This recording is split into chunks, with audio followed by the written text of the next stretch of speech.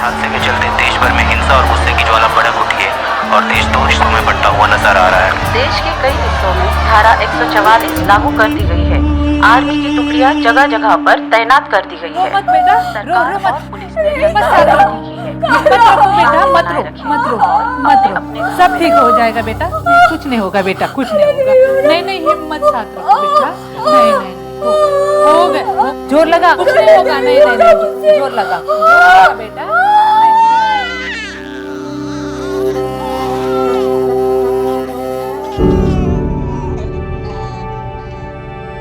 मुबारक हो ना बा, बेटा हुआ है मेरा बच्चा।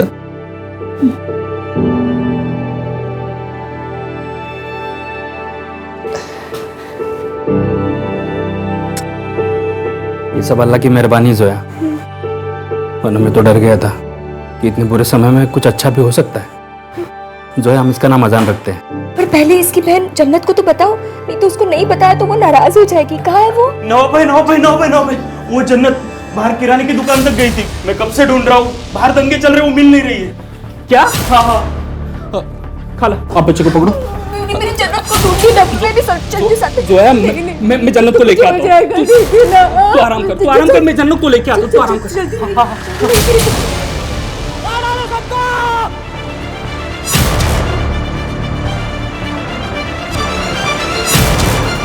जन्नत!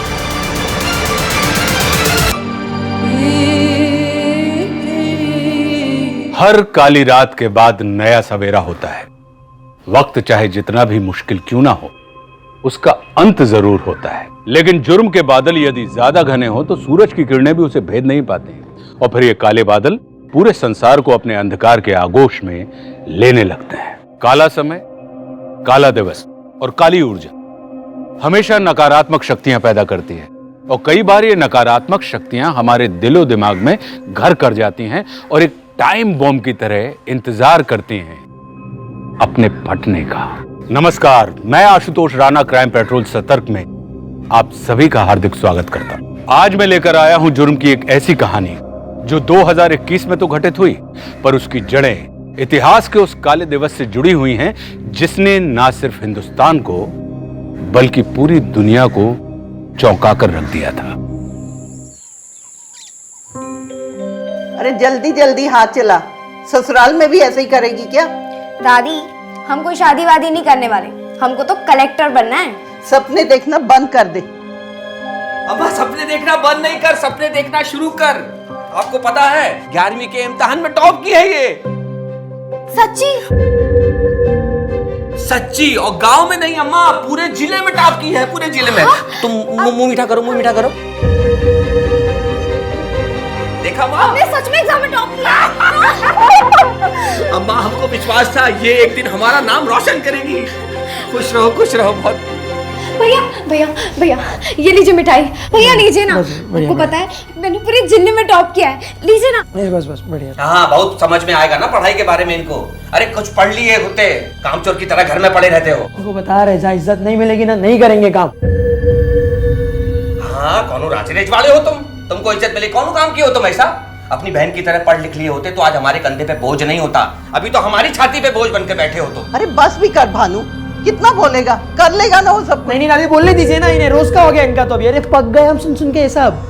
हम खुद मान रहे हैं ना कि हम है बोझ। ये आपके लिए जो है बस ये तन्वी ही है।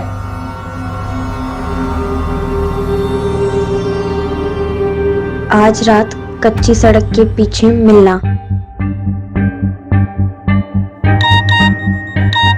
ठीक है, मैं तुम्हारा इंतजार करूंगा। तन्वी। हाँ पापा। बेटा, रजत की बातों को दिल पे मत लेना, तुम सिर्फ अपनी पढ़ाई पे ध्यान दो। कोई बात नहीं पापा, वो भैया उस वक्त गुस्से में थे ना, तो इसलिए उन्होंने बोल दिया होगा। काश वो भी तुम्हारे जैसा समझदार होता।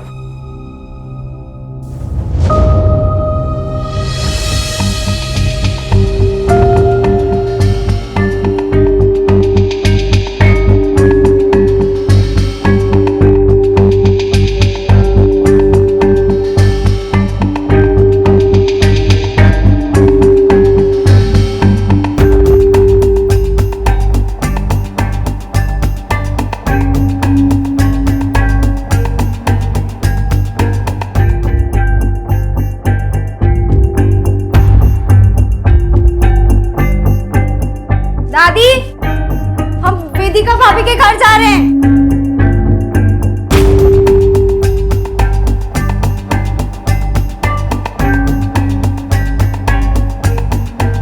बंसी काका, ये लीजिए आपका खाना। आज खाना लाने में थोड़ी देरी हो गई। हाँ,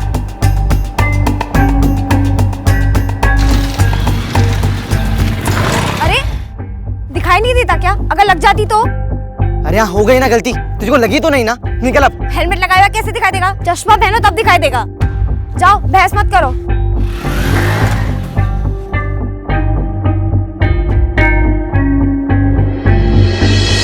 अरे ऐसे नहीं, देखो मैं बताती हूँ। इसे ना ये बाजू जो है ना, उसे 1 से लेके 9 तक लिखना है, ठीक है? और ये बाजू 9 से लेके 1 तक लिखना है, तो तुम्हारा 9 का पहाड़ा हो जाएगा। इसे शॉर्टकट कहते हैं, समझे? अरे शॉर्टकट मत सिखा इसको, वरना जिंदगी भर शॉर्टकट ही मारेगा। वैसे भी बहुत कामचोर है। लेकिन भाभी आप ठीक हैं? आपको इतनी देर हो गई? अरे कपड़े सिलने में ना बस बहुत ही सरदर्दी है लोगों के। निकल रही हूँ। और मैं क्या बताऊँ? अच्छा भाभी मैं चलती हूँ, मुझे देरी हो रही है। ये लड़की भी ना राजधानी एक्सप्रेस है बिल्कुल।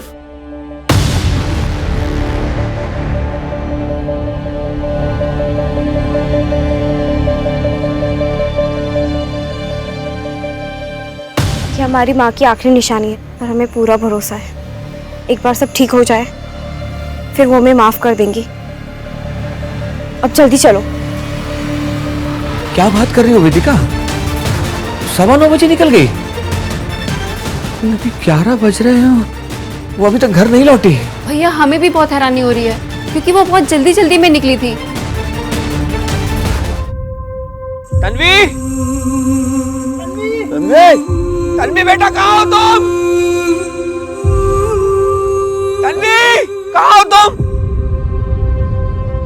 साहब आप समझ क्यों नहीं रहे? हमारी बिटिया ऐसा कर ही नहीं सकती है। आप मेहरबानी करके उसका पता क्यों नहीं लगा रहे? साहब वो कौन मुसीबत में पड़ गई है, आप समझ नहीं रहे। रात भर से ढूंढी तो रहे हैं ना। इस उम्र में लड़का लड़की अक्सर ऐसा कदम उठाते हैं, फिर प्यार व्यार के चक्कर में बढ़ के घर से भाग जाते हैं। चिंता मत करो, करते हैं कुछ।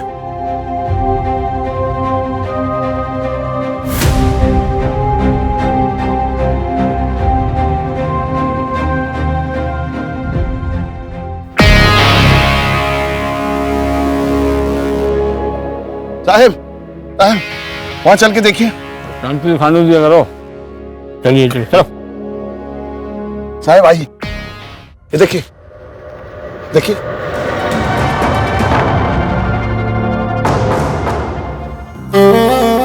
तन्वी, तन्वी, तन्वी मेरी बच्ची।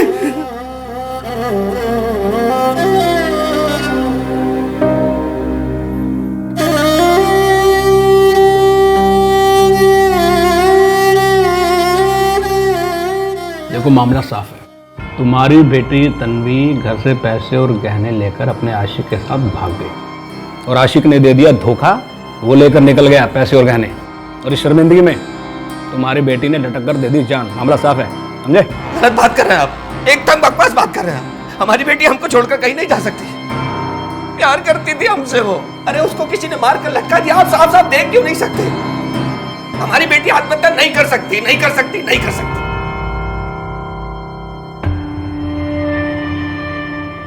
देख लिया सर चढ़ाने का नतीजा, गांव भर में बदनामी करके गई है लड़की। साहिब तन्वी की मौत फांसी लगने से हुई। अब चाहे उसको किसी ने लटकाया हो या उसने खुदकुशी की, और बॉडी पे कोई दूसरा निशान नहीं। बॉडी से कोई डीएनए मिला? नहीं साहब, रिपोर्ट में कुछ नहीं है। तो बोलो चटनी भिजवाए। चटनी नहीं दिया। वो जमीन हमारे दादा की है तो उस पर हमारा ही हक हुआ ना।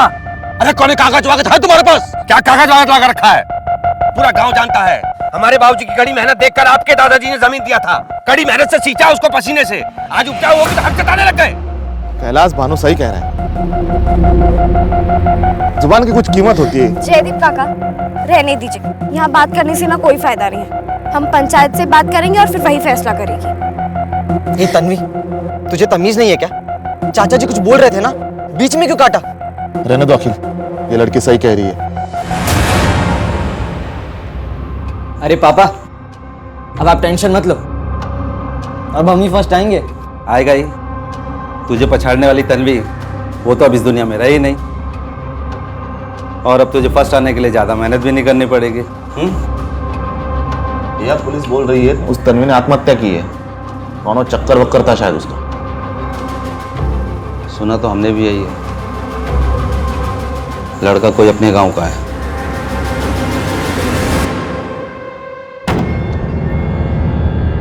लेकिन उस एक लड़की की वजह से पूरे मालदिया गांव का नाम बदनाम हो गया है।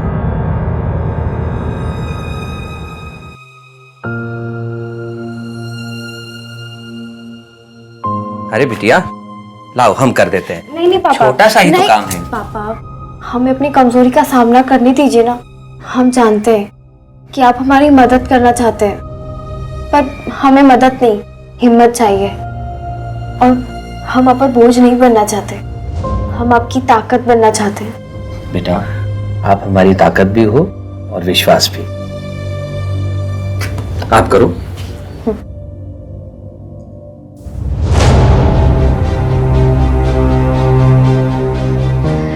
ये देखिए हो गया।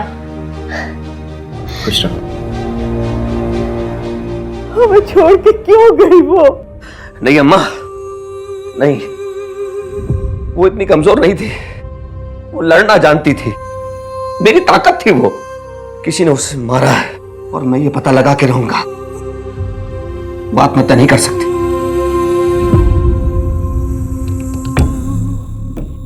देखिए दरोगा जी, ये सब उस भानु की चाल है। बेटी तो उसकी मुंह काला करके कहीं चली गई, और वो उसकी आड़ में हमारी जमीन हथियाना चाहता है। ऐसा है चौधरी साहब, हमारी तो ड्यूटी है। अब शिकायत आई है तो लिखा पढ़े तो करना पड़ता है। आप बस बता दीजिए ना किस तारीख को आपका फोन काय बंद था। वो हमारी बैटरी खत्म हो गई थी, और वैसे भी हम 21 तारीख को गांव में नहीं थे, प्रतापगढ़ गए थे एक जमीन का सौदा करने। और अभिमन्यु, चौधरी साहब का बयान नोट कर लो, और प्रतापगढ़ में जिनके यहाँ गए थे ना उनका नाम पता भी नोट कर लेना। चिंता मत करो चौधरी साहब, दिखाना पड़। चलिए ध्यान रखिए अपना। अरे तो क्या हम खुद फांसी लगा ले तब आपको यकीन आएगा कि हमारी बेटी ने आत्महत्या नहीं की है, उसका किसी ने खून किया है। तो ऐसा है, सारे सबूत और गवाह ये हमारे सामने है, इसलिए केस बंद किया। देखो हमें मत पढ़ाइए ये सब आप, हम मरते दम तक लड़ेंगे साहब, मरते दम तक लड़ेंगे। कोर्ट कचहरी मंत्री सबके दरवाजे खटखटाएंगे, लेकिन अपनी बेटी तन्वी को इंसाफ दिला के रहेंगे हम। आप देखना। देखो तुम जरा ठंडे दिमाग से समझने की कोशिश करो। हमें मत बताइए आप, जिसके घर में आग लगी होती है ना, ये वही दरिंदा है, मैं कभी नहीं भूल सकता इसकी शक्ल। एक बार मिल जाए ना तो अपने हाथों से मौत दूंगा इसको। नवाब भाई एक खबर लेके आया हूँ, पुलिस स्टेशन से आ रहा हूँ मैं। इसका नाम है ना रवि है, रवि। 5 लोगों की गैंग है इसकी, और पुलिस इसको पकड़ने के लिए अभी छापे मार रही है। पुलिस ने बोला और तूने मान लिया? मतलब अगर पुलिस अपना काम ठीक से करती ना तो ये रवि और उसकी गैंग अभी तक जेल में होते। मुझे कोई भरोसा नहीं है पुलिस पे, अपना बदला मैं खुद ले लूंगा। आप लोग ये क्या करने की सोच रहे हो? नवाब भाई सुनो, नवाब भाई निकल भाई, कुछ उल्टा सीधा निकल बोला ना, चल। नवाब भाई कुछ उल्टा सीधा मत करो। नवाब भाई सुन।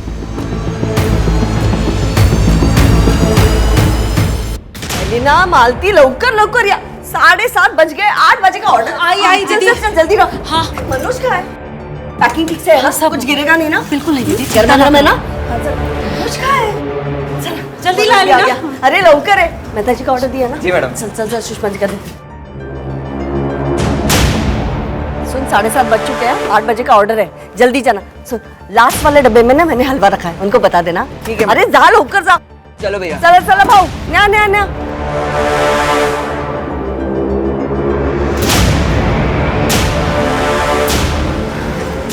लेट झालं बाबा। ए कौन है?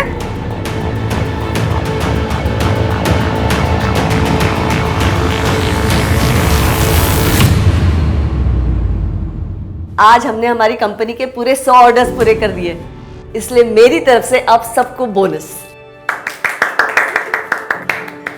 ये लो। Thank you madam. ये लो।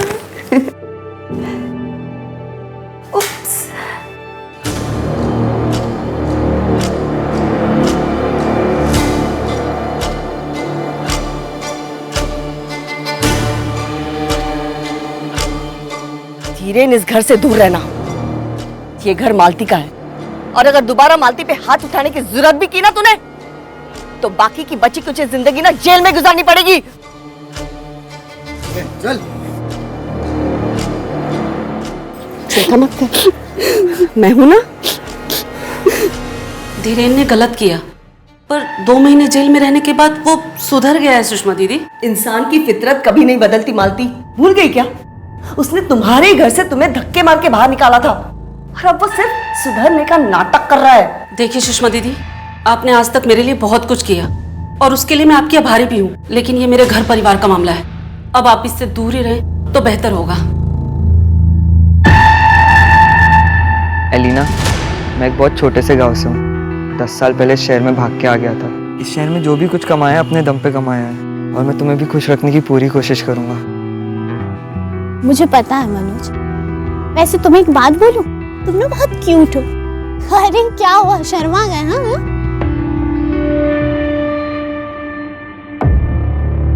मैं चलता हूँ।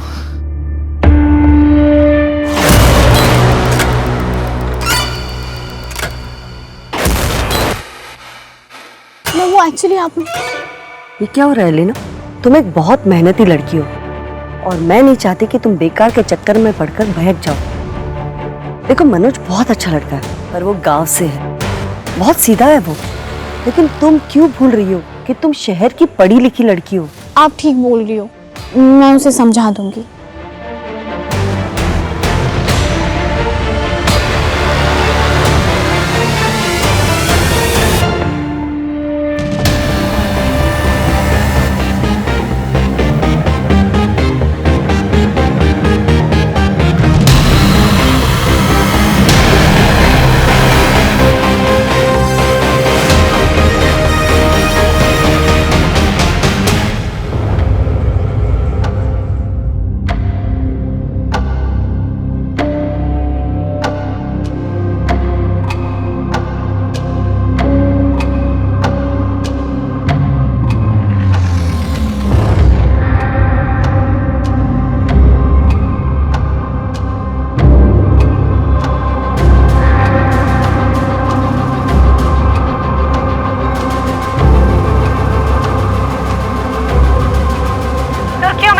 मालदिया सुसाइड केस में एक नया डेवलपमेंट हुआ है। विक्टिम के पिता की बहुत दिनों की जद्दोजहद के बाद सरकार ने इस केस में स्पेशल ऑफिसर अभय चौहान की नियुक्ति की गई है, जो कि आ चुके हैं।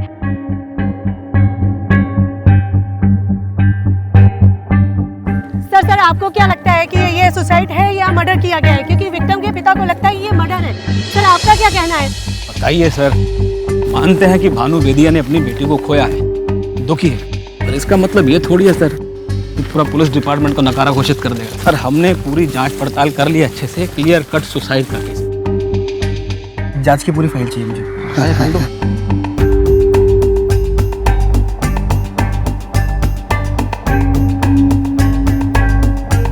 16 साल की बच्ची थी, इसी डाल पे लटकी थी साहब। हाँ सर, बाकी गांव वालों को बयान वगैरह सब लिए हैं, इसका डिटेल है सर। आप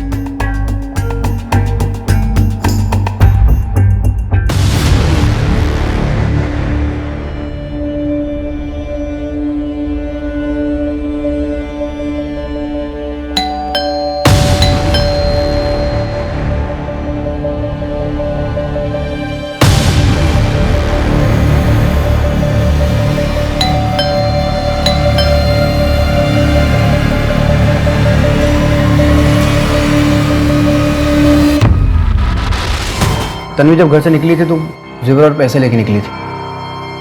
आप मुझे सच बताइए, तन्वी की लाइफ में कोई लड़का था? साहब, आप कैसी बातें कर रहे हैं? कैसी बात कर रहे हैं आप? हमने तो सोचा था आप यहाँ आकर हमारी मदद करेंगे, और आप भी दरोगा जी की तरह बात कर रहे हैं। हमें आपसे कुछ नहीं कहना, बहुत निराश किया आपने हमको। हमें कुछ नहीं कहना आपसे।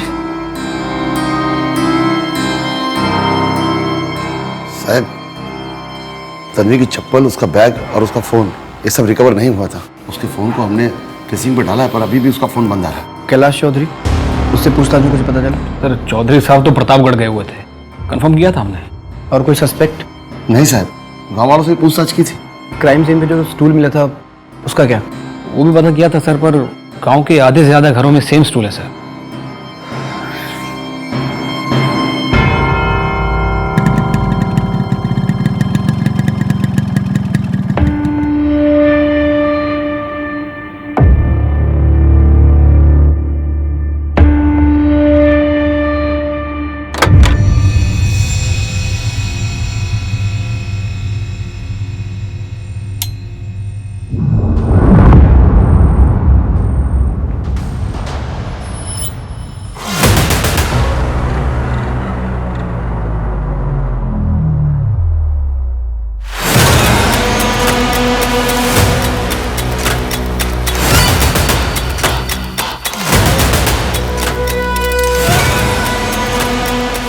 लेकिन सुषमा दीक्षित आज सुबह से किसी का फोन नहीं उठा रही थी। क्राइम सीन देख के लगता है कि रॉबरी का मर्डर का केस है। सीधा जब्ती भी हुई है। एक बार चेक कर।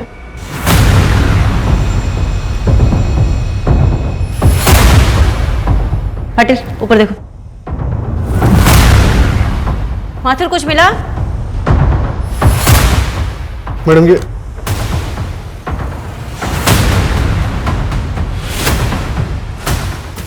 ये फोन अंदर ड्रॉर से मिला है और ये यहाँ टेबल से। फॉरेंसिक वालों को भेजना। मैम, सुषमा आंटी घर में अकेले ही रहती थी। यहाँ तक कि हमने कभी उनसे उनके किसी परिवार या रिश्तेदार के बारे में भी नहीं सुना था। उनका अभी हाल फिलहाल में उनके किसी वेंडर या एम्प्लॉय के साथ कोई झगड़ा या कोई अनबन? नहीं मैम, ऐसा तो कुछ भी नहीं हुआ था। मुझे नहीं पता था पैसे रंग बदलेंगी। तुम्हारे पास 1 दिन का टाइम है। ये पेपर्स ठीक से पढ़ लो और साइन करो, वरना मैं लीगल नोटिस भेजूंगी। मैं कहीं साइन नहीं करूंगी। जो करना है कर लो। और ये बात मत भूलो, मेरा बेटा अभी भी मेरे साथ है। देखो इसे, तुम्हारे उसी बेटे को मैं दोबारा जेल भिजवा दूंगी। कोशिश भी मत करना। काली रात की काली परछाई ने शायद सबको अपनी चपेट में ले लिया था। जहां एक तरफ मासूम तन्वी बेदिया की निर्मम हत्या कर दी गई थी, वहीं दूसरी तरफ मालदिया गांव से कोसों दूर इंदौर शहर में सुषमा दीक्षित को भी बड़ी क्रूरता से मौत के घाट उतार दिया गया था। आखिर क्या सच्चाई थी इन दोनों घटनाओं के पीछे?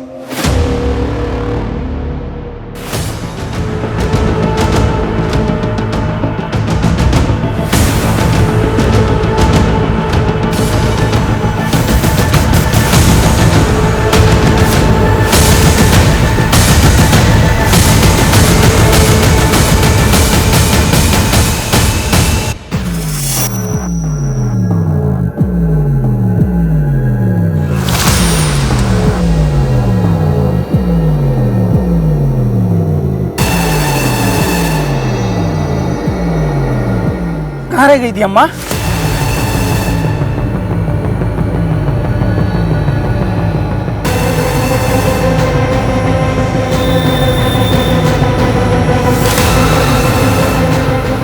अम्मा 4 दिनों बाद आ रही है।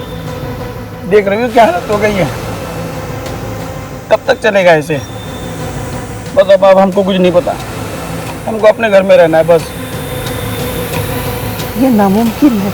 क्यों नामुमकिन है अम्मा? गाँव वाले तो सारी पुरानी बातें भूल गए होंगे। और अब तो तन्वी भी मर चुकी है। मैडम, पोस्टमार्टम रिपोर्ट के हिसाब से सुषमा दीक्षित का रेप हुआ था और उनके सर पर भी चोट का निशान था, जो स्ट्रगल में लगा हो सकता है, और उसके बाद में गला दबाकर उनकी हत्या कर दी गई। माथुर, उस सीडीआर रिपोर्ट का क्या हुआ? मैडम, सीडीआर रिपोर्ट के हिसाब से 16 मई को सुषमा दीक्षित को लास्ट कॉल एक पिज्जा डिलीवरी बॉय का आया था।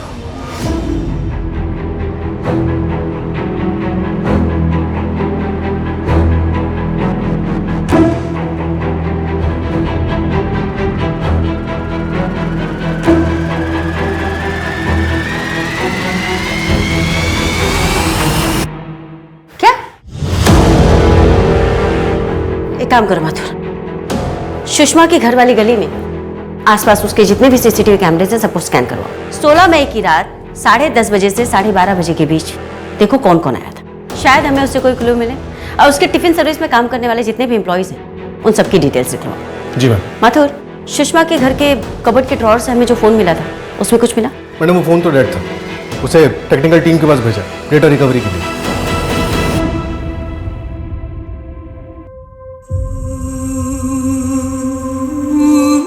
अम्मा देखा कितनी समझदार है। घर के काम करती है, पढ़ती है और हमारी मदद भी करती है। अम्मा, हमारी ही तन्वी के साथ ये सब काहे हुआ? हमारी बिटिया न जाने कहाँ सहा होगा उसने।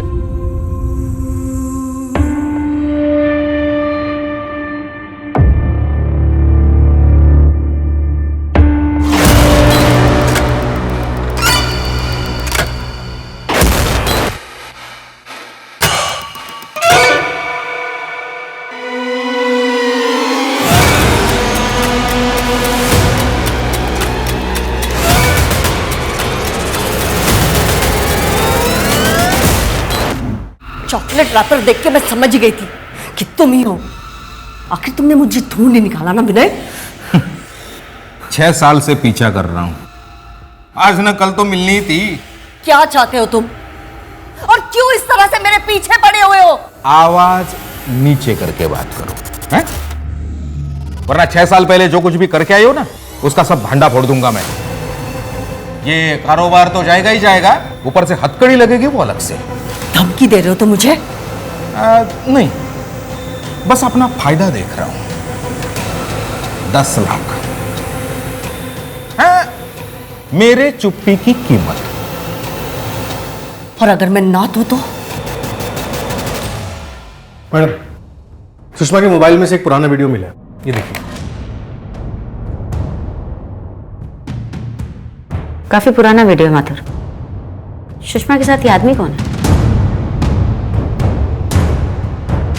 मैडम, वीडियो क्वालिटी काफी खराब है, पहचानना मुश्किल है। हाँ बेटा, अभी कुछ ही दिन तो हुआ मुझे यहाँ पे आके। 10-15 दिन में पापा आपके पास होंगे। पक्का आपके बर्थडे पे मैं आपके साथ रहूंगा बेटा, प्रॉमिस। मेरे प्रिंसेस का बर्थडे कैसे मिस कर सकता हूँ मैं?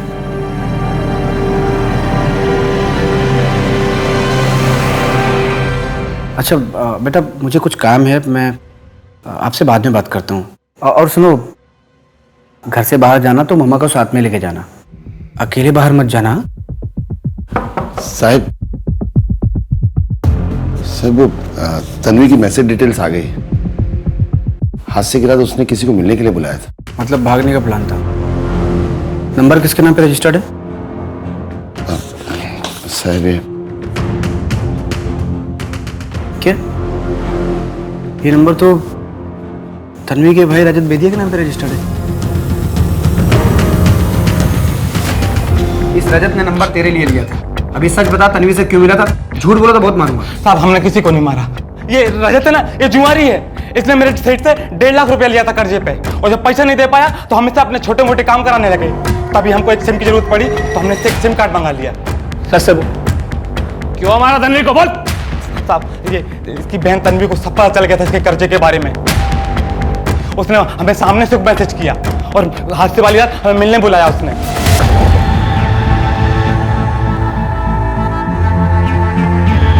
ये हमारी माँ की आखिरी निशानी है, पर हमें पूरा भरोसा है एक बार सब ठीक हो जाए फिर वो हमें माफ कर देंगी। अब जल्दी चलो।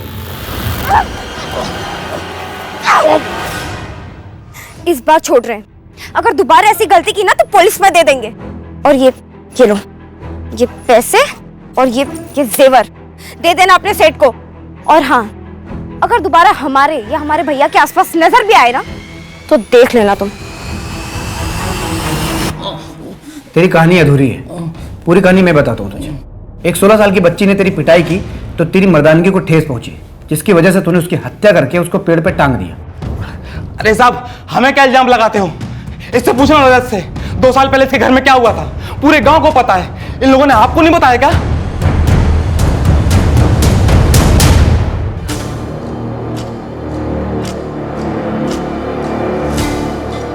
चाचा जी, ये आप क्या देख रहे थे अंदर?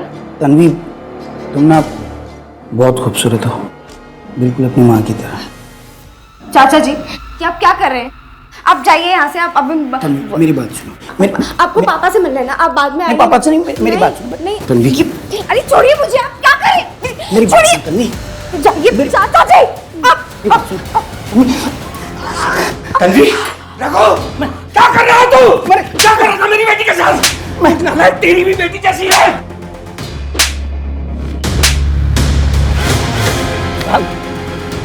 हमने कुछ नहीं किया साहब, कसम खा के बोल रहे हैं।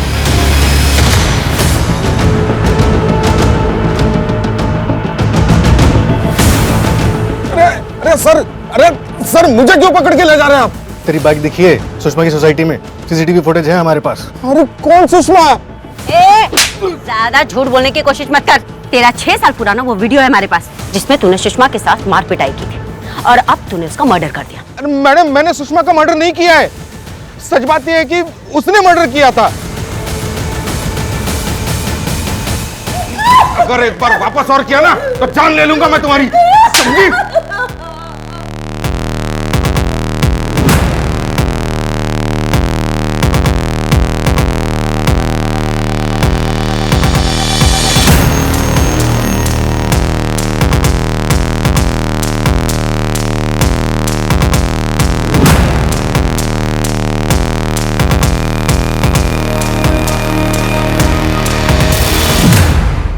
अरे कहाँ जा रही हो जाने मन? नहीं। अरे हम तो साथ जिएंगे, साथ मरेंगे और साथ रहेंगे। अगर वापस ये किया ना इसी हरकत तो तुम्हारी बदला लेने के लिए तूने उसका मर्डर किया। अब ये बता कि 6 साल बाद क्यों किया? एक तो पहली बात, मैंने उसका मर्डर नहीं किया, मैं खुद उसे 6 साल से ढूंढ रहा था। पिछले महीने उसकी एक पोस्ट देखी सोशल मीडिया पे, काफी अमीर हो गई थी, तो मैं उससे मुआवजा लेने गया। कैसे मुआवजा? मैडम एक मिनट, मैंने असली कातिल को देखा है। कौन हो सकता है कातिल? अगर चंदू ने तन्वी को नहीं मारा तो किसने मारा? हम तो बोले हैं आपसे, आत्महत्या है। नहीं शुक्ला, तन्वी आत्महत्या करने वालों में से नहीं थी। वो एक बहादुर लड़की थी, उसने अपने चाचा के साथ फाइट बैक किया, चंदू की पिटाई की। क्यों करेगी सुसाइड? और तन्वी भागने वाली नहीं थी, ये बात चंदू से कंफर्म हो गया। साहब, तन्वी की चप्पल और उसका बैग दोनों बरामद हो गए। किसी ने खेत में गाड़ रखे।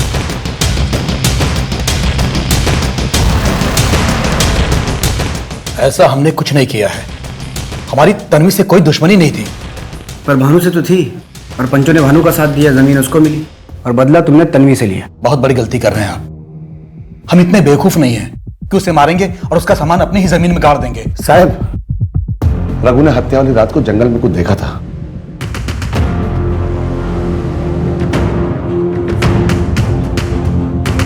क्या साहब?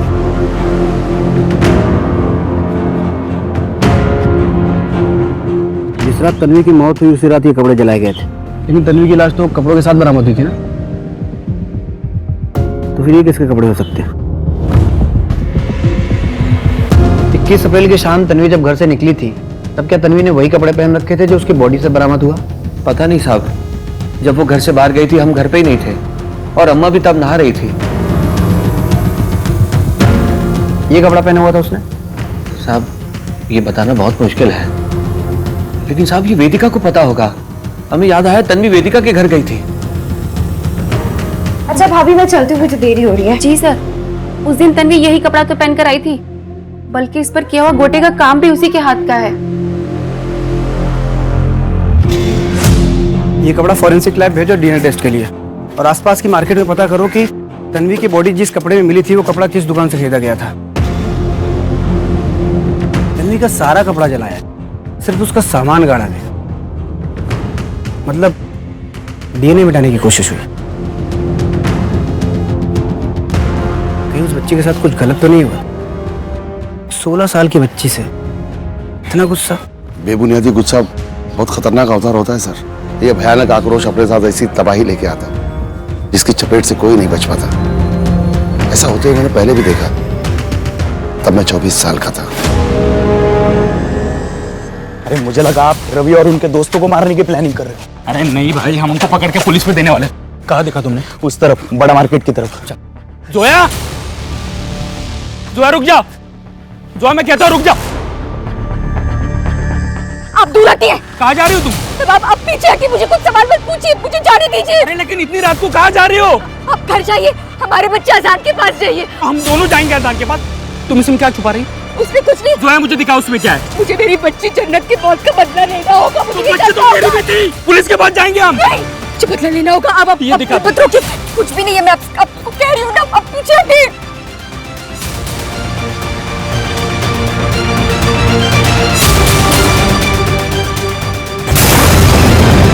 देखिए, एक मर्डर केस है। तन्वी के कपड़े जंगल में जलाए गए थे और उन जले हुए कपड़ों से हमें डीएनए ट्रेसेस मिले हैं। कल हम उन कपड़ों को लखनऊ लैब भेजेंगे डीएनए टेस्ट के लिए। प्रोफाइलिंग के हिसाब से अपराधी जल्द हमारी गिरफ्त में होगा। मालदिया केस में आज हुआ एक सनसनीखेज खुलासा, जिसे हम सुसाइड केस मान रहे थे, असल में वो एक मर्डर केस है।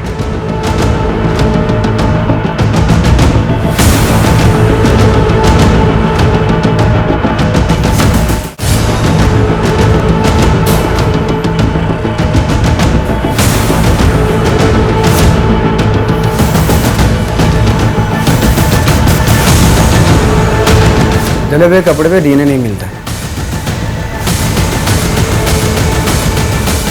ये जूता और ये शर्ट हमें तेरे घर से मिला है। फॉरेंसिक टीम के मुताबिक इसमें जो फाइबर मिला है वो सुषमा के घर के सोफा सेट से मैच करता है, और उसके एक्स हस्बैंड विनय ने तुझे उस रात उसके घर से निकलते हुए देखा था। अब तू बोलेगा इस जूते से तोड़ूं? आपकी वजह से अलीना ने मुझसे बात करना बंद कर दी है। आपने मेरी जिंदगी खराब कर दी। आपको क्या लगता है मैं उसके लायक नहीं हूँ क्योंकि मैं दूसरे लड़कों की तरह बदतमीजी और लड़कीबाजी नहीं करता हूँ ना? देखो मनोज, तुम्हें पी रखी है, हम कल ऑफिस में बात करते हैं, ठीक है?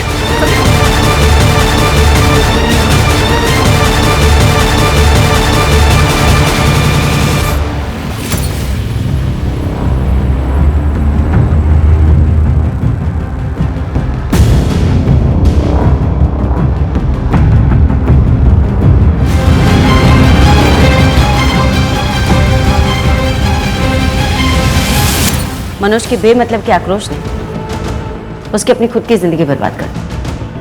हाँ मैडम, और वो मालदिया सुसाइड केस में भी एक नया मोड़ ले लिया। उस लड़की ने सुसाइड नहीं किया, उसका मर्डर हुआ था। समझ में नहीं आता एक 16 साल की बच्ची के साथ कोई ऐसा कैसे कर सकता है। ऐसा लगता है बच्चे कहीं पे भी सुरक्षित नहीं, फिर चाहे वो गाँव हो या फिर शहर। बच्चे ही क्यों आते? 45 साल की strong independent lady Sushma Dikshit, उन्हें भी कहाँ बख्शा गया? कितनी बुरी तरीके से टॉर्चर करके मारा गया मालदिया गांव के बच्चे की तरह। It's really sad. हमने एक आदमी पकड़ा हुआ है, उसने हमें बताया है कि आरोपी कौन है।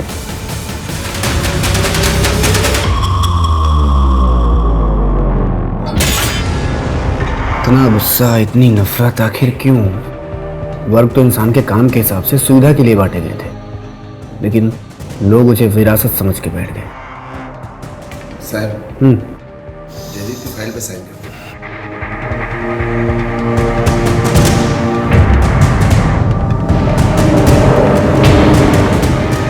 6 दिसंबर। मैडम, हाँ।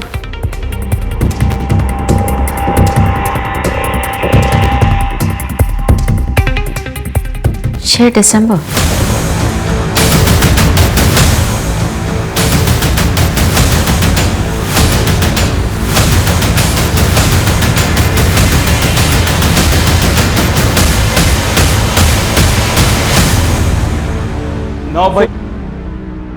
साल 2092 हो या 2021, दुख की बात यह है कि जान जाने पर हार तो इंसानियत की ही होती है। साल 1992 हमारे देश का वो काला वर्ष है जो अपने साथ कई तबाहियां लेकर आया।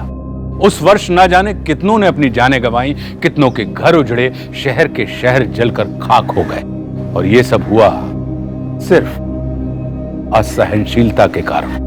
आज 2021 में भी हमारी ऐसी क्रूरता के पीछे हमारी ओछी सोच, पसंद के प्रति असहनशीलता ही है जो हमें फिर से विकास से कोसों दूर ले जा रही। इसलिए एक पल रुककर देखना यह जरूरी है कि क्या हम सच में आगे बढ़ रहे हैं या फिर उसी रास्ते पर गोल गोल चक्कर काट रहे हैं। अब मैं आशुतोष राणा विदा लेता हूं आपसे। हम फिर मिलेंगे एक ऐसी ही कहानी के साथ जो आपको रखेगी सतर्क और जिंदगी को सुरक्षित। तब तक अपना और अपने परिवार का ख्याल रखिए और देखते रहिए क्राइम पेट्रोल सतर्क।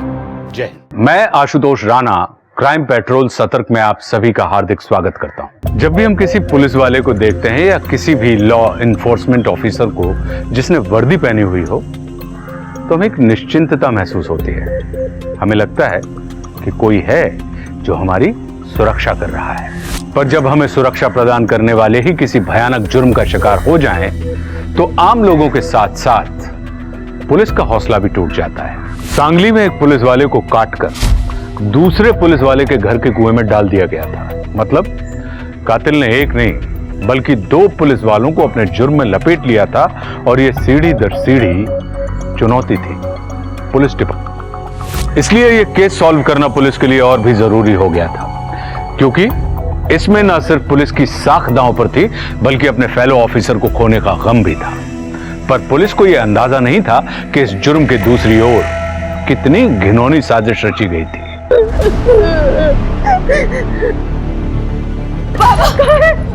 बाबा हम लोग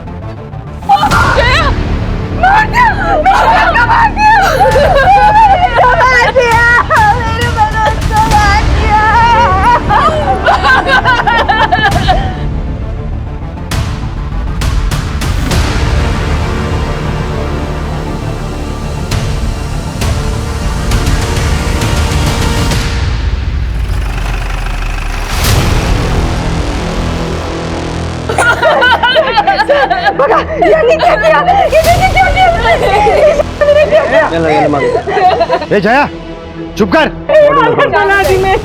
ड्रामा बंद कर, चुप। कामले, ड्रामा तुम भी बंद कर दो। मनोज हमारे स्टेशन का एएसआई था और ये एरिया हमारे पुलिस स्टेशन में आता है। क्राइम सीन को डिस्टर्ब क्यों किया? बॉडी अगर ज्यादा देर पानी में रहती है तो एविडेंस अपने आप खत्म हो जाते हैं, इतना तो पता है मुझे। मैं फोन कर रहा था तुमको, जबकि तुम ही आ गए। लाश निकालते वक्त एविडेंस प्लांट भी तो किया जा सकता है ना। शिरके, घर का चार्ज लो और दरवाजे से लेके कुएं तक जितने भी फिंगरप्रिंट, शू प्रिंट्स मिलते हैं सब कलेक्ट करो। देखो कोई मर्डर वेपन मिलता है क्या। ये मेरे भाई के साथ में किसने किया होगा? अपने भाई के सबसे बड़े दुश्मन तो तुम ही थे। पाटिल, मैंने कुछ नहीं किया है। अगर मैं इसको मारता तो मेरे घर के सामने के कुएं में नहीं डालता। कोई तो है जो मुझे फंसा रहा है। अपने घर में बॉडी डंप करना, खुद ही मिसिंग कंप्लेंट लिखवाना, खुद ही क्राइम की इंफॉर्मेशन देना, पैतरा पुराना हो गया नहीं? पाटिल, करप्ट पुलिस वालों को आवाज ऊंची करना सूट नहीं करता। कल रात को कहाँ थे? ड्यूटी पे था, अभी तो आया हूं। पूछ लो किसी को भी। हाँ सर, बॉडी को सबसे पहले मैंने देखा था, फिर आई ने। पापा तो उसके बाद आए। जब तक ये केस खत्म नहीं होता कोई सांगली से बाहर नहीं जाएगा। शिरके, बॉडी को पोस्टमार्टम के लिए भिजो और आसपास देखो कहीं कोई सीसीटीवी कैमरा वगैरह है क्या। मनोज की कॉल रिकॉर्ड्स भी निकलवाओ। मनोज के घर चलता है।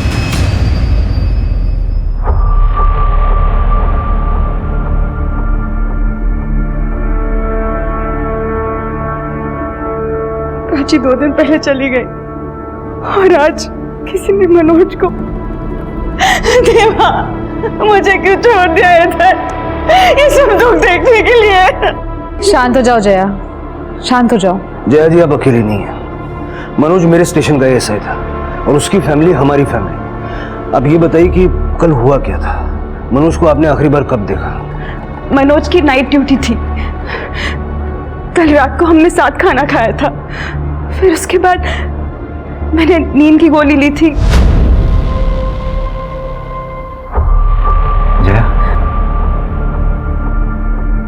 जया, तुम नींद की दवाई खाकर सो जाओ। जब से प्राची गायब हुई है तुम सोई नहीं। जया, बीमार हो जाओगी तुम, प्लीज। मुझे प्राची की बहुत चिंता हो रही है। उसको अगर कुछ हो गया तो? चिंता तो मुझे भी हो रही है। मैं पुलिस स्टेशन जाके देखता हूँ उसके बारे में कुछ पता चला क्या। हा? तुम आराम करना। आज सवेरे पड़ोसन का फोन आया था कि उनको मनोज की बॉडी दिखी। आपको तो सब पता है ना मनोज और उनके बड़े भाई संतोष के बारे में, तो फिर आप कुछ क्यों नहीं करते? संतोष को क्यों नहीं पकड़ लेते उसे?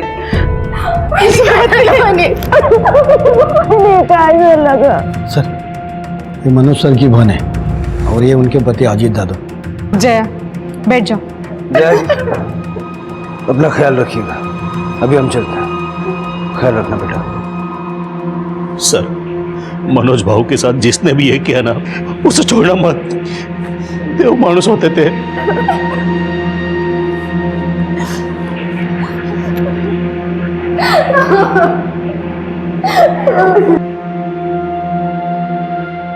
मनोज कांबळे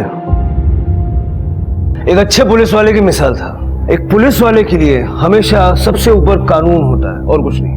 और मनोज ने ये हमेशा साबित किया। यहां तक कि उसने अपने सगे भाई की एंटी करप्शन ब्यूरो में कंप्लेंट की। अपनों के खिलाफ जाने की सब में हिम्मत नहीं होती। ये कुर्सी तो भर जाएगी, लेकिन मनोज की कमी हमेशा खलेगी। इस पुलिस स्टेशन ने, इस शहर ने एक अच्छा पुलिस वाला खोया है। मनोज की आत्मा की शांति के लिए हम प्रार्थना करेंगे और 2 मिनट का मौन रखेंगे।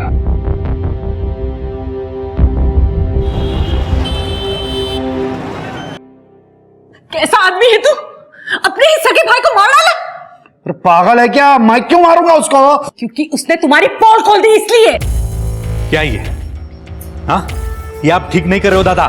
खानदान का नाम तो बिगाड़ ही रहे हो, ऊपर से वहिनी के साथ भी गलत कर रहे हो। वो नीना के साथ ऐसे, छी, लाज नहीं वाटली तुम्हाला? चुप रहे, जास्त शहाणपण नाही करायचा। अपने काम से काम रख, समझे? इसको क्या धमकी दे रहे हो? तुम अब भी जाते हो ना नीना के पास? ना वर्दी से वफादारी, ना बीवी से, और मेरे ही घर में रह के मेरे साथ चीटिंग करते हो। अरे मैंने नहीं मारा है उसको। तो कल रात किधर था तू? बोल ना, उस नीना के साथ ना है, तुझे जल्द ही बेघर होना है। धमकी नहीं देने का मेरे को, औकात में रहे। ये मत भूल कि तू मेरे घर में रहता है। सर, मनोज कामले की केस को मैंने बहुत अच्छी तरह से स्टडी किया है। मनोज कामले का सबसे बड़ा दुश्मन उनका खुद का भाई संतोष कामले है, जो कि प्रभात नगर पुलिस स्टेशन में पीआई है, और सर उनका एक असिस्टेंट है, और सर उनका ही आदमी निकम। इन दोनों को मनोज ने 6 महीने पहले रिश्वत लेते हुए रंगे हाथों पकड़वाया था। सर कुछ नहीं मिलेगा सर। वो मेरे भाई ने मुझे फंसाने की कोशिश की है सर। मैं सच कुछ मिला? सर कुछ नहीं मिला। सर निकम के घर पे कुछ पैसे मिले थे। निकम ने संतोष का नाम लिया था, लेकिन संतोष के खिलाफ कोई सबूत नहीं मिला। निकम को सस्पेंड कर दिया गया इसे, लेकिन कुछ दिनों के बाद बेल मिल गई। और जब आप छुट्टी पे गए थे, निकम ने यहाँ पुलिस स्टेशन में आके बहुत हंगामा मचाया था।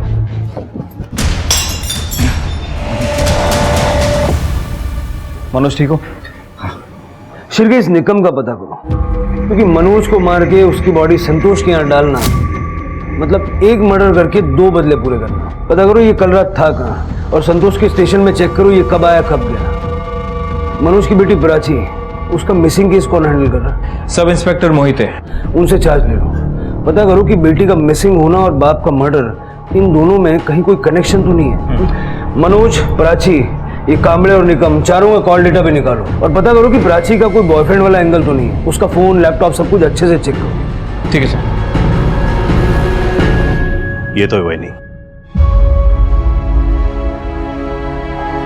सर। मनोज भाव के मर्डर का कुछ पता चला? हम ढूंढ रहे हैं। ठीक है वही नहीं, मैं जा रहा हूं, आप दोनों खाना खा लेना।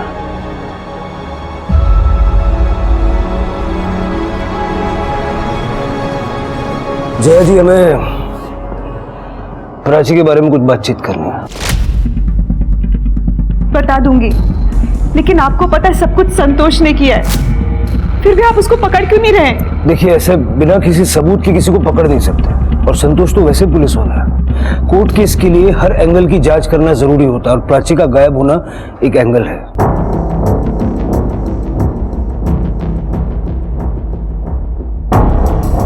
प्राची सीए की तैयारी कर रही थी, दिन भर बस पढ़ती ही रहती थी, क्लासेस में, घर में, साइली के घर में। उस दिन भी वो साइली के घर गई थी और फिर वापस ही नहीं लौटी, और अब तो उसके बाबा भी नहीं रहे। कौन ढूंढेगा उसे? हम ढूंढेंगे, आप टेंशन मत लीजिए। तृप्ति और करडे अभी वहीं जाने वाले हैं। आप चिंता मत कीजिए। तृप्ति, करडे, प्राची का रूम चेक करो। शिरके, मनोज का रूम चेक करो। मनोज का रूम कौन सा है? ये ताई और मेरा रूम है। ये मेरा बेड है, और यहाँ पे ताई का सामान है, और उनका बेड और टेबल है।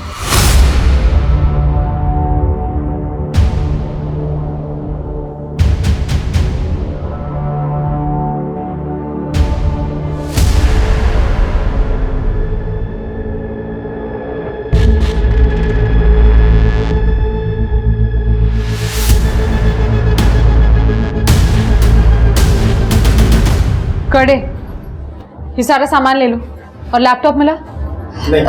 वो जब दीदी पढ़ने गई थी तो लैपटॉप अपने साथ लेकर गई। ठीक है।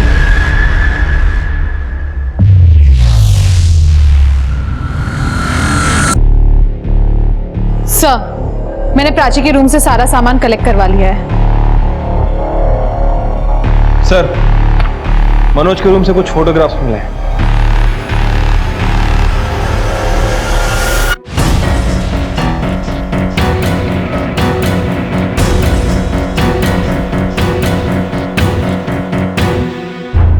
कांबड़े,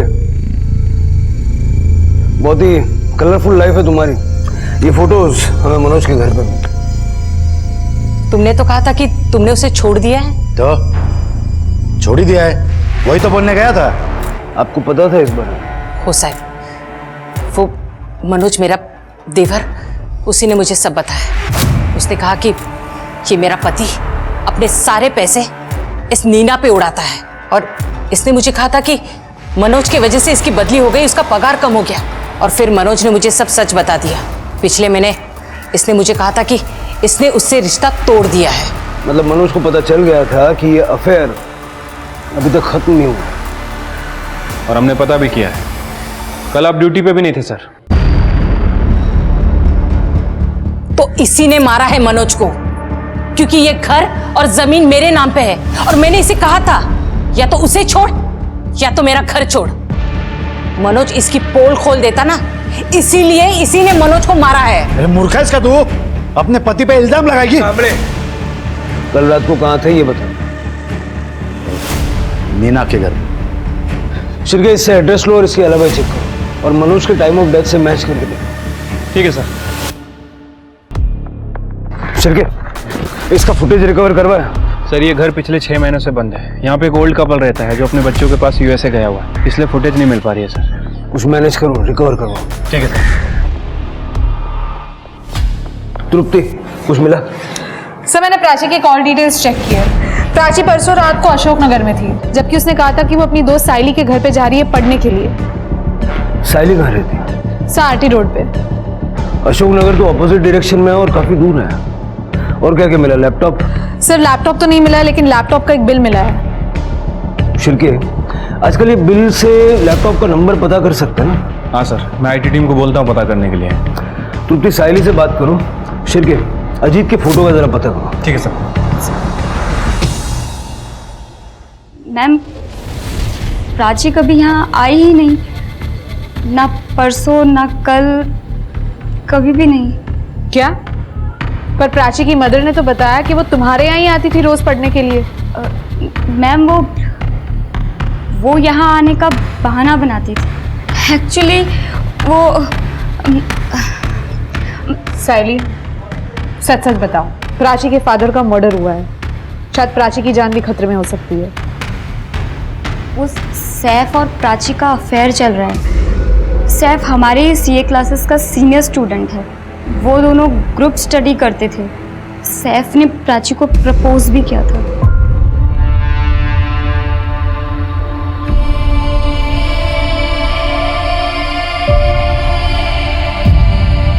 कहीं प्राची के फादर को सैफ से कोई प्रॉब्लम तो नहीं थी? दोनों अलग अलग रिलीजन से थे। नहीं, वो बहुत अच्छे इंसान थे। अंकल मुझे तो ना आपके और आंटी जैसी मैरिज चाहिए। आप दोनों कितने क्यूट हो। मेरे मॉम डैड ने भी ना लव मैरिज की थी, लेकिन फिर डिवोर्स हो गया। बेटा मुझे लव मैरिज से कोई प्रॉब्लम नहीं है और ना ही किसी जाति धर्म से। मेरा बस मानना ये है कि लड़का लड़की को इंडिपेंडेंट होकर ही शादी करनी चाहिए, ताकि शादी के बाद दोनों साथ में तरक्की कर सके, अकेले अकेले नहीं। प्राची ने उसके अफेयर की बात इसलिए छुपाई थी क्योंकि वो जानती थी कि उसके डैड उसका सीए कंप्लीट होने तक उसके और सैफ के रिलेशनशिप को एक्सेप्ट नहीं करेंगे। मुझे सैफ की डिटेल्स दो। सर मैंने इन फोटोग्राफ्स के बारे में पता किया है। ये अजीत अपनी बीवी यानी कि मनोज की बहन स्वाति को बहुत मारता था। तो स्वाति ने कंप्लेंट नहीं की? नहीं सर, कर्डे ने बाकी के कांस्टेबल से बात की थी। स्वाति कंप्लेंट करने के लिए तैयार ही नहीं थी, इसलिए मनोज अजीत को यहाँ लेकर आया था। आओ ना अजीत भाई, ये अपना पुलिस स्टेशन। कर्डे, ये मेरे जीजा। अरे और ये कर्डे। आप लोग बैठे, मैं आपके लिए चाय बोलता हूँ। अरे आओ ना अजीत भाई आओ। और ये अपना लॉकअप। अच्छा अभी कोई है नहीं ना, खाली है इसके लिए। अच्छा मनोज बाबू ये क्या करता? ये क्या कर रहा? क्यों कर रहा? मनोज बाबू ये क्या कर रहे हो आप? वही जो तू मेरी बहन के साथ करता है। मतलब वो बेचारी कंप्लेंट नहीं करती इसलिए तू उसको रोज मारता है? सॉरी सर, मेरी पीठ के पीछे ये सब स्टंट करते हो। अगर उसने पुलिस कंप्लेंट कर दी होती तो लोग हमको गुंडा बुलाते। सॉरी सर, गुंडा नहीं होना। सर मुझे लगता है कि अजीत ने ये फोटो मनोज को डराने के लिए रखे होंगे।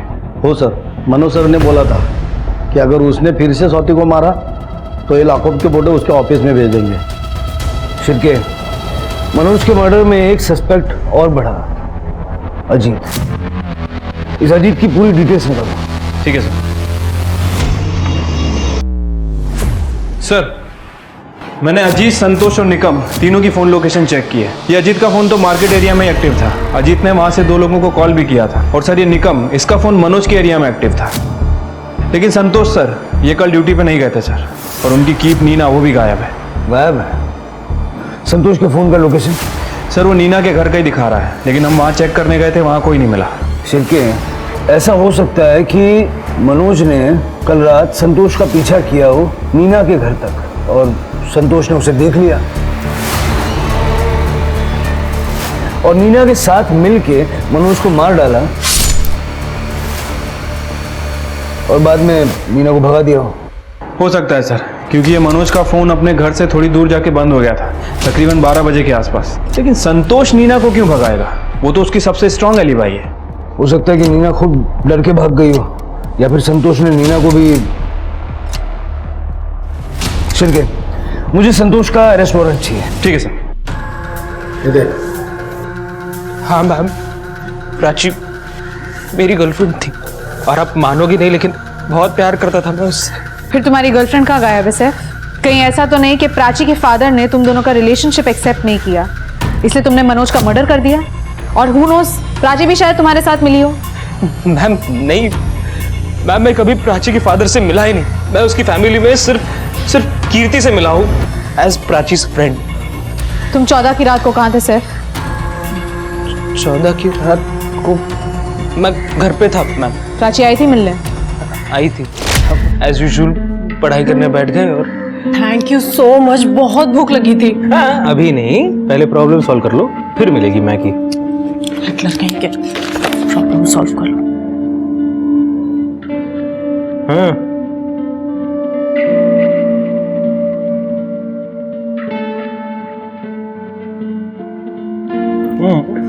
अभी मैं खा लूं? नहीं अभी नहीं, पहले प्रॉब्लम। क्या यार,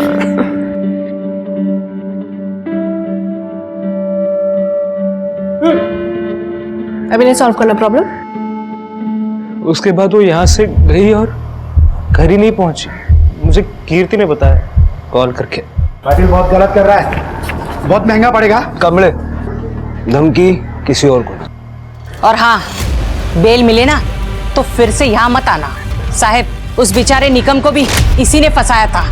अपना सारा काला धन इसने कुएं में छुपाया था रेड वाले दिन।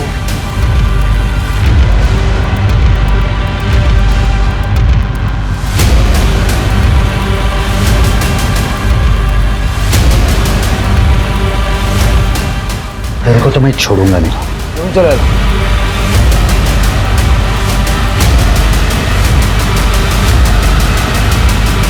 पाटिल, मैंने नहीं मारा है मनोज को। कमले, तुम्हारी एक ही अलग भाई है नीना, वो भी गायब है। मैंने ही बोला था उसको सांगली छोड़ने के लिए। अब मुझे क्या पता कि उसकी जरूरत लगेगी। तो टेंशन क्या क्यों ले रही है? मैंने रिटायरमेंट के पेपर्स डाल दिए, जैसे अप्रूवल मिलता है मैं पैसा लूंगा, तेरे पास में आ जाऊंगा। देख, ये घर बार सब मंगला के बाप का है। अभी अगर उसने केस कर दिया ना तो रिटायरमेंट का सारा पैसा, पेंशन, पीएफ सब चला जाएगा। पर तुम पक्का आओगे ना? पक्का मिर्जा, पक्का आऊंगा। बस तुम एक काम करो, तुम्हें जहां जाना है उधर चले जाओ और सेटल हो जाओ। तुम मुझे फोन कर देना, मैं वहां पे आ जाऊंगा। फोन बंद करने के लिए मैंने बोला था उसको, लेकिन वो फोन करेगी, पक्का करेगी। तो जब करेगी तब करेगी, तब देखेंगे। कुछ दिन यहीं पे मेडिटेशन कर लो, लुक एट द स्ट्रेस जरा कमी हो तो कर ले।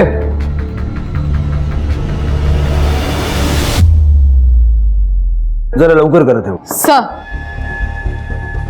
मैंने प्राची की सारी डिटेल्स निकलवाई। प्राची का सैफ के साथ अफेयर चल रहा था।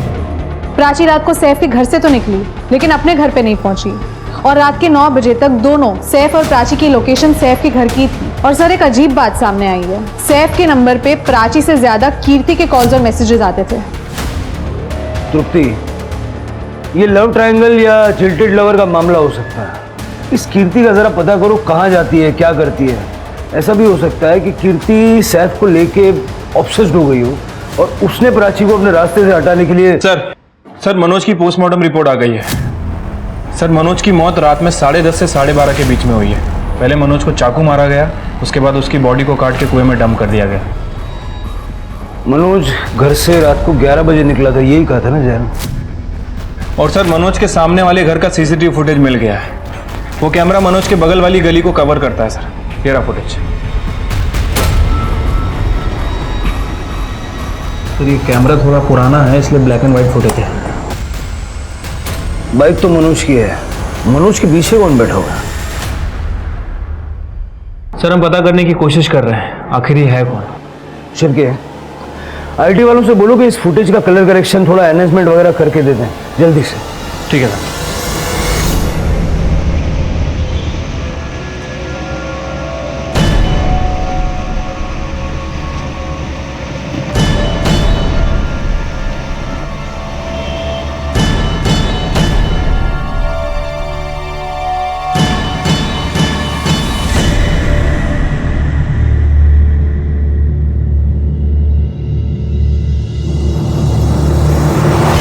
सर ये कृति मुझे कुछ गड़बड़ लग रही है। ये सैफ के साथ कुछ ज़्यादा ही टाइम स्पेंड करने लगी है। उसको कंसोल करने के बहाने उसी के साथ रहती है। और सर कीर्ति ऑनलाइन अबॉर्शन क्लिनिक सर्च कर रही थी। Abortion clinic? उसका कोई बॉयफ्रेंड है क्या? No sir. सर प्राची के लैपटॉप में जो डेटा था वो रिकवर हो गया है। प्राची का लैपटॉप एक सर्विस रोड पे एक भिखारी को मिला था जिसने उसे दुकान पे बेचा था। दुकान वाले ने हमें इन्फॉर्म किया। शुक्र है टेक्नोलॉजी का, जिसके कारण पुलिस को इतने जल्दी और इतने पुख्ता सबूत मिल जाते हैं। सीसीटीवी फुटेज और प्राची के लैपटॉप की वजह से पुलिस को मनोज और प्राची के केस में बहुत सहायता मिली। अब तक मनोज के कातिल का पता नहीं चल पाया था, पर प्राची के दुश्मन उसके घर में ही मिल गए। प्राची की बहन कीर्ति ने प्राची के बॉयफ्रेंड के साथ संबंध बना लिए थे। अब ये सैफ की रजामंदी से था या नहीं, ये तो बाद में पता चलेगा। पर प्राची की कहानी जानने के बाद अब पुलिस को यकीन हो गया था कि प्राची की गुमशुदगी में कहीं ना कहीं उसकी अपनी बहन कीर्ति शामिल है। पर इसके बाद जो सच पुलिस के सामने आया वो किसी भी रिश्ते को शर्मसार कर देने वाला था। ये देखिए सर, प्राची इसमें अपनी डायरी लिखा करती थी। मेरी और सैफ की मुलाकात सीए क्लासेस में हुई।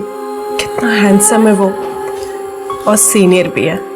हम लोग ग्रुप स्टडीज में भी साथ ही रहते हैं और आजकल तो पूरा दिन सैफ के साथ ही निकलता है। I am so happy. Oh my God, आज सैफ ने मुझे प्रपोज किया एंड ऑब्वियसली मैंने हाँ कर दी। लेकिन ये बात अभी पापा से थोड़ा छुपा के रखनी होगी ताकि पापा मेरी पढ़ाई पूरी करने दें। फिर कीर्ति को सैफ के बारे में पता चल गया तो मुझे उसे सैफ से मिलवाना ही पड़ा। वो तो पहले दिन से ही सैफ को जीजू बोलने लगी। वाओ दीदी, बड़े हैंडसम जीजू मिले मुझे। आज मुझे पता चला कीर्ति सैफ को पसंद करने लगी है। क्या? वो झूठ बोल रही है तुमसे? देखो, मैं उससे सिर्फ तुम्हारी वजह से बात करता हूँ। मुझे कोई इंटरेस्ट नहीं है कीर्ति में। देखो, अगर तुम दोनों के बीच में कुछ हुआ ना तो मुझसे बुरा कोई नहीं होगा। फिर मैंने कृति के फोन में सैफ और उसके फोटोज और वीडियोस देखे।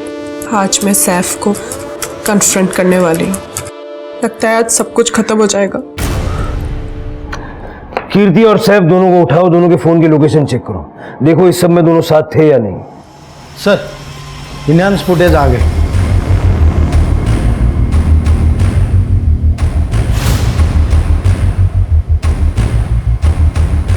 चेहरा नहीं दिख रहा लेकिन है तो मनोज ही। उसे यूनिफॉर्म के साथ जूते दूसरे पहने हुए हैं।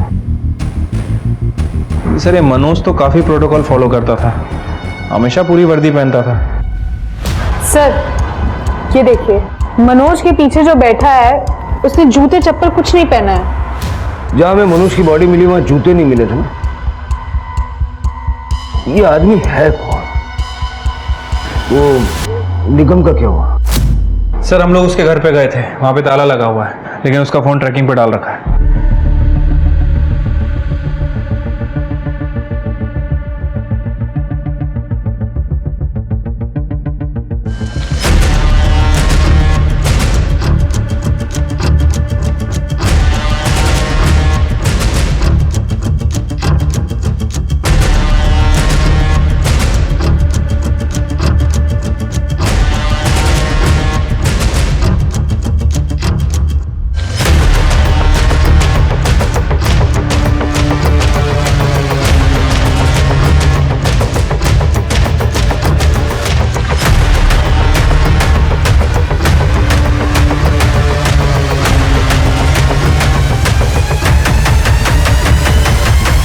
सर मैं अपनी गर्लफ्रेंड को क्यों मारूंगा सर?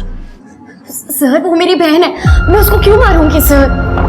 इसलिए ये तुम्हारी मेडिकल टेस्ट है, तुम प्रेग्नेंट हो तो बच्चे का डीएनए टेस्ट करेंगे तो पता चल जाएगा कि बच्चा सैफ का है। मुझे कोई फर्क नहीं पड़ता, बदनामी तुम्हारी होगी। सर सैफ और मैं एक दूसरे से प्यार करते हैं, इसका मतलब ये तो नहीं है ना कि हम किसी का मर्डर करेंगे?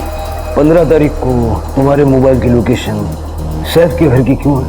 सैफ की, तुम्हारी, प्राची की, सबके मोबाइल की लोकेशन से तुमने प्राची को मारा और बाद में अपने बाबा को भी मारा, है ना? ठीक है, मत बताओ। ये हमारे करड़े और स्मिता की बड़ी कंप्लेंट है, बहुत दिनों से किसी को रिमांड पे नहीं लिया। कर लो, आज साफ कर लो। नहीं सर नहीं सर नहीं सर मैं सब बताती हूँ सर मैं सब बताती हूँ। क्या करी हो? ताई को मैंने नहीं मारा सर, इसने मारा है। ताई को मेरी प्रेगनेंसी किट के बारे में पता चल गया था सर।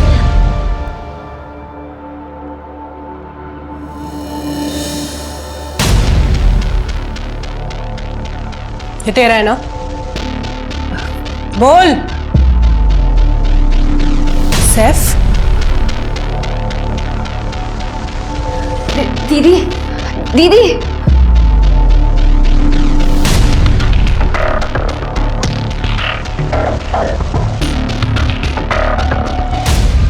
तो जब प्राची आई तब क्या हुआ?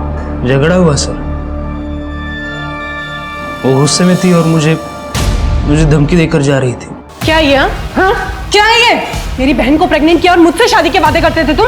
तुम्हें तो मेरे पापा ही ठीक करेंगे। प्राची रुको छोड़ो मुझे। Prachi let me explain. Prachi देखो मुझे तुमसे कुछ बात नहीं करनी है।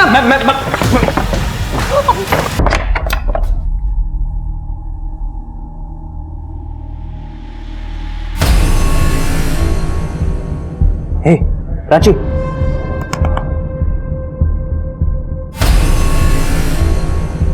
प्राची। सर मैं पूरी रात बॉडी के पास बैठा रहा सर, मुझे समझ नहीं आ रहा था कि मैं क्या करूं। सर प्राची के पापा पुलिस में थे तो हॉस्पिटल भी नहीं जा पा रहा था सर। उसके बाद मैंने रात को कुछ क्राइम शोज देखे कि बॉडी ठिकाने कैसे लगानी है ये समझ में आया। तब मैंने कीर्ति को कॉल किया और उसे हेल्प के लिए बुला लिया। जल्दी अब वो मर गई है सर। मेरे पास इसके कुछ वैसे वाले फोटोज थे, अगर ये आने के लिए मना कर देती तो मैं इसे ब्लैकमेल करता। और मैंने ना नहीं बोला सर, मैं ना ताई की किटकिट से परेशान हो गई थी। उस रात मैं खाना खा के जल्दी सोने चली गई थी ये बोलकर कि मेरे सर में दर्द हो रहा है। जया, कीर्ति, तुम दोनों परेशान मत होना, हमने पुलिस कंप्लेंट कर रखी है, अभी पता चल जाएगा प्राची के बारे में। बाबा मेरा सर दुख रहा है, मैं रूम में जा रही हूँ। बाबा ने कंप्लेन कर दी थी जल्दी, क्योंकि ताई नहीं मिल रही थी। उन लोगों का मेरे पे ध्यान नहीं था तो मैंने रूम लॉक किया और खिड़की से भाग गई। कितने बजे? कुछ 10 बजे गई और 2 बजे वापस आ गई सर।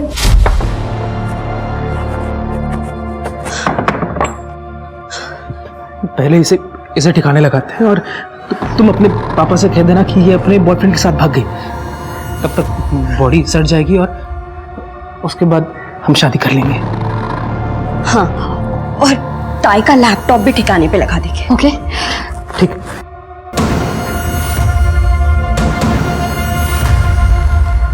शिरकेन के साथ जाओ और बॉडी रिकवर करो। एक लड़के के लिए अपनी सगी बहन को मार डाला। मैंने ना ताई को मारा है ना बाबा को मारा है सर, मैंने किसी को नहीं मारा। तूने मारा होगा मनोज को, पुलिस वाला था, उस तक पहुंच गया होगा। नहीं सर, मैं 2 बजे कीर्ति को घर छोड़ गया और उसके बाद अपने घर चला गया था।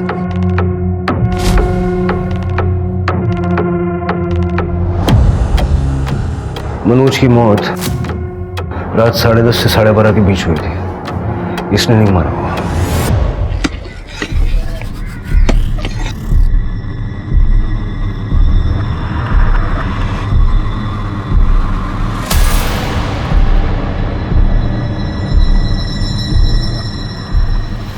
तृप्ति, बॉडी को पोस्टमार्टम के लिए भेज दो। सर, संतोष सर के खिलाफ कुछ भी मर्डर एविडेंस नहीं मिला। किसने किया होगा ये? सर, सातारा में मिला। सर, पुलिस की नाक काटने का कॉन्ट्रैक्ट ले रखा है क्या तुम सबने? हाँ, हालत बगा ऐसी। मनोज के एरिया में क्यों गया था? क्यों मारा मनोज को? मीना मार सर। हाँ, मैं उसे मारने वहाँ गया जरूर था, लेकिन तभी वो मनोज का जीजा, वो गेंडा, वो अंदर गया। उसके बाद एक लंबा आदमी भी अंदर गया।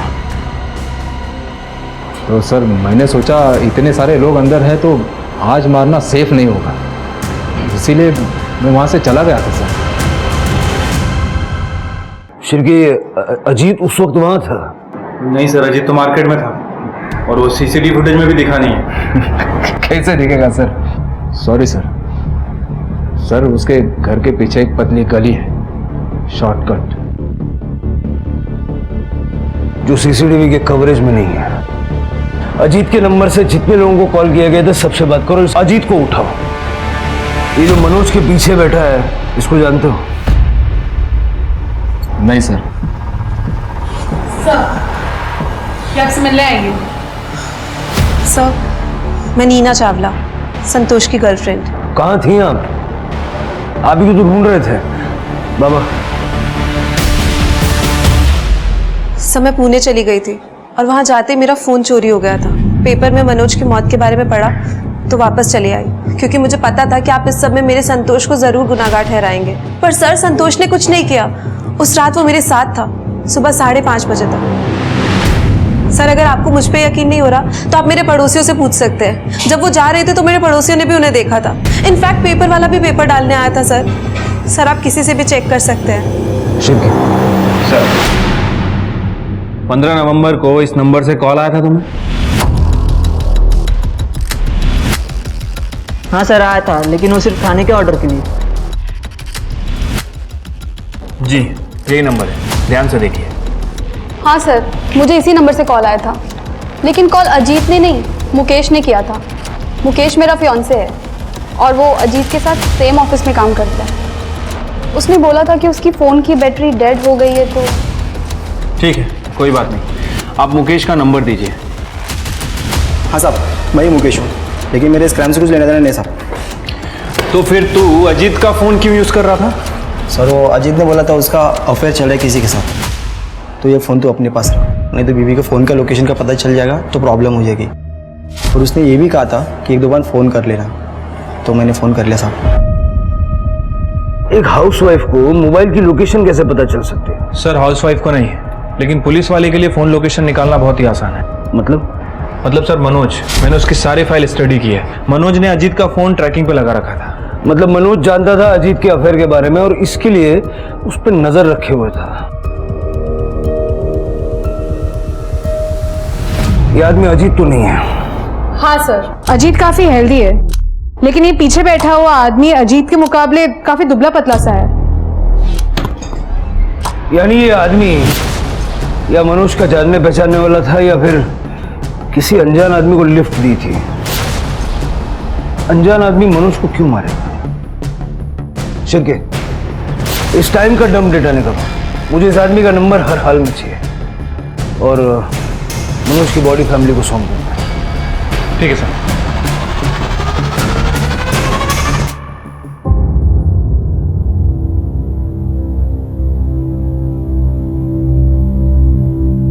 जय जी, अपना ख्याल रखिएगा।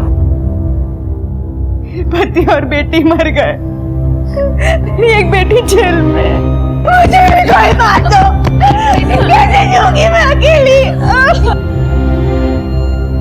शांत हो जाइए वहीनी, मैं और स्वाति यही शिफ्ट हो जाते हैं।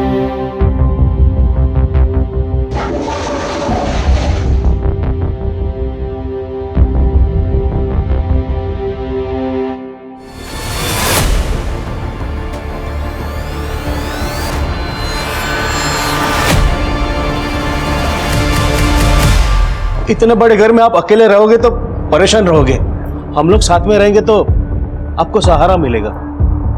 और हमारा भाड़ा भी बचेगा।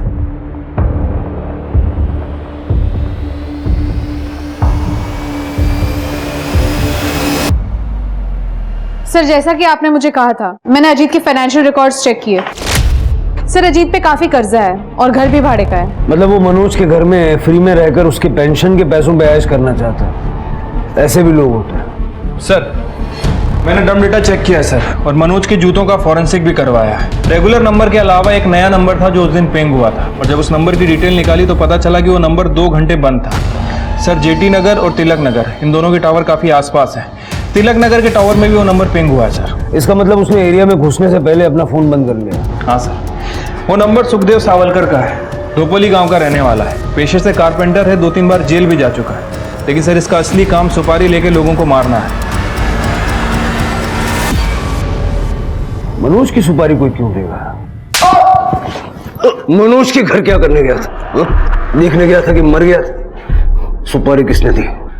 धंधे का उसूल है साहब, मैं किसी का नाम नहीं बताता, चाहे जान से मार डालूं। इसका पूरा फोन चेक कर लिया, कुछ नहीं मिला।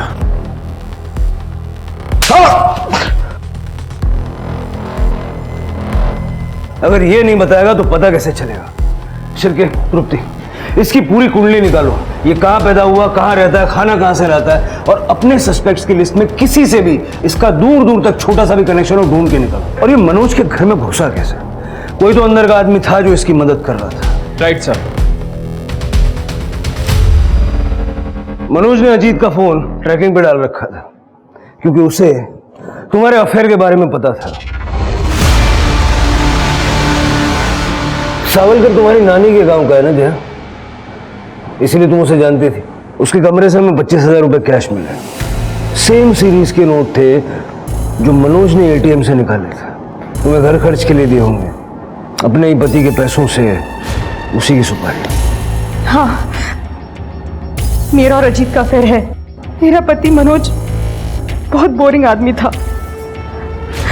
उससे शादी करके मेरी जिंदगी बर्बाद हो चुकी थी। वो मुझे कहीं नहीं लेके जाता था, हनीमून पे तक नहीं लेके गया।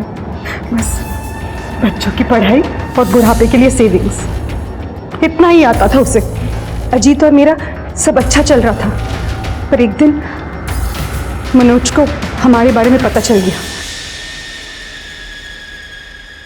ये क्या हो रहा है? हाँ अजीत, तुम समझ रहे, ऐसा कुछ नहीं।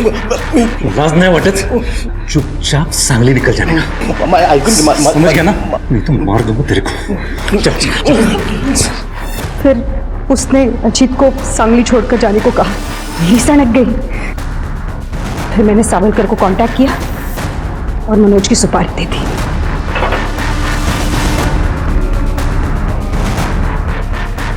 कीर्ति का रूम मैंने लॉक कर दिया है। मनोज बाथरूम में नहाने गया है, आगे जाके सेकंड वाला रूम। जल्दी काम पे लग जा। सावलकर ने मनोज की यूनिफॉर्म पहन ली। उसने मनोज के जूते भी पहनने की कोशिश की, पर जूते छोटे थे। फिर हमने सोचा जूते कौन देखता है। फिर उसने मनोज की बाइक ली, पीछे मनोज की बॉडी को बांध दिया और निकल गया। और ये सब मैंने अजीत के साथ रहने के लिए किया। मनोज एक अच्छा पुलिस ऑफिसर था और एक अच्छा आदमी भी था। जितना दिमाग तुम लोगों ने ये क्राइम करने में लगाया, इससे बेटर ये नहीं था कि अपने अपने पार्टनर से डिवोर्स ले लेते और आपस में शादी कर लेते। अब ना साथ रह पाओगे ना आजाद रह पाओगे। इस कहानी में कई सारे जुर्म और कई सारे मुजरिम थे। संतोष ना तो एक अच्छा भाई था, ना ही एक अच्छा पति, और ना ही एक अच्छा पुलिस ऑफिसर। अपने कुकर्मों को छिपाने के लिए वो अपने ही भाई को अपना दुश्मन बना बैठा, और इसी का फायदा उठाया जया और अजीत ने। कीर्ति और सैफ, जया और अजीत, इन लोगों ने एक ही वजह से प्राची और मनोज को मार दिया था। इनसे पूछेंगे तो वो प्यार का नाम लेंगे, पर क्या इसे प्यार कहते हैं? हम सब इस बात का जवाब जानते हैं। वासना, आकर्षण, जिद को हम लोग प्यार का नाम देकर अपने हर अच्छे बुरे काम को जस्टिफाई कर देते हैं। प्यार और जंग में सब जायज है, ये कहावत जितनी पुरानी है उतनी ही गलत भी है। क्योंकि इस दुनिया में बिना नियम कायदे के, बिना जिम्मेदारी के कुछ भी नहीं चलता। यहां तक कि सूरज और चांद भी नियम से बंधे हैं। फिर हम तो केवल इंसान हैं। अगर आप किसी रिश्ते में खुश नहीं हैं, तो आपको उस रिश्ते को तोड़ने का हक है, किसी की जान लेने का नहीं। अब मैं आशुतोष राणा विदा लेता हूं आपसे। हम फिर मिलेंगे एक ऐसी ही कहानी के साथ जो आपको रखेगी सतर्क और जिंदगी को सुरक्षित। तब तक अपना और अपने परिवार का ख्याल रखिए और देखते रहिए क्राइम पेट्रोल सतर्क। जय हिंद। इस तरह के और भी एपिसोड देखने के लिए हमारे चैनल को सब्सक्राइब करें और बेल आइकन दबाना ना भूलें।